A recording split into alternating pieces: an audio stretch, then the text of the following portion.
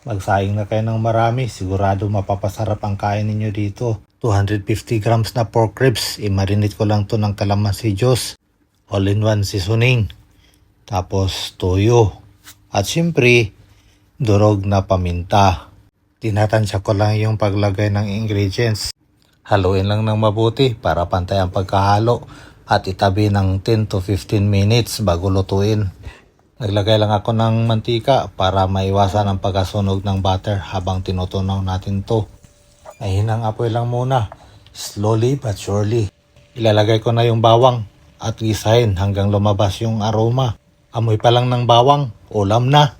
Naglalagay na rin ako ng isang kutsara ng tomato paste. Gisahin lang natin to ng mabuti hanggang maluto na yung tomato paste. Ilalagay ko na yung marinated na pork ribs. Yung sauce ng pagmarinate, huwag nating itapon. Gagamitin natin yan mamaya. Haluin lang ng mabuti hanggang matusta. Lalagyan ko na rin ng isang kutsara ng oyster sauce para pampadagdag ng panlasa. Haluin lang ng mabuti para pantay-pantay ang pagkahalo. Nga pala, pork ribs and tomato paste ang niluluto ko.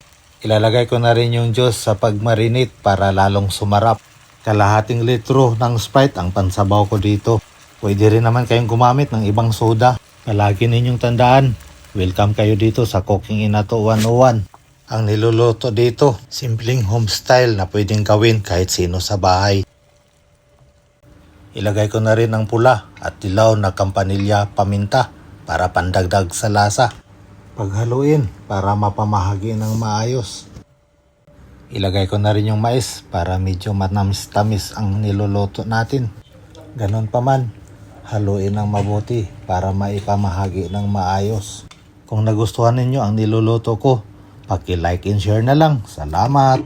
Tatakpan ko lang to at hayaang kumulo ng 20 minutes o hanggang lumambot ang pork ribs. Tikman ko lang kung sakto na ba ang timpla. Dagdagan ko lang ng konting asin at all-in-one seasoning. Haluin lang ng mabuti upang maipamahagi ng maayos ang nilagay na panimpla. Takpan ko lang at pakuluin ng mga 2 to 3 minutes.